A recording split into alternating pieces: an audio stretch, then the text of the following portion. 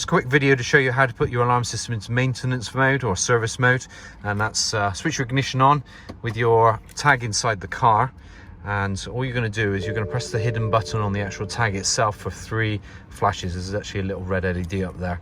So if we go 1, 2,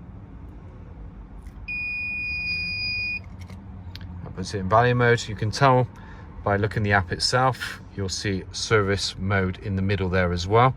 Now if we hold on to it again with the ignition on, now hold on to the tag for another 3 flashes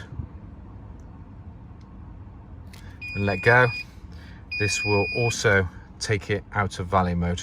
Now on the Androids, you can also do it through the phone app itself by holding on to the 3 lines at the top and selecting app settings, went over to your control buttons, and you can select where you have your buttons at the bottom here. So for example, if we pop it on the right hand side here, we can then select service mode, save it there, press OK. If we then go back to the main screen, you'll see the button is in the bottom right hand corner. Same principle, tag inside the car, ignition on, hold on to that button, puts it into service mode, and again ignition and tag inside the car takes it out of service mode.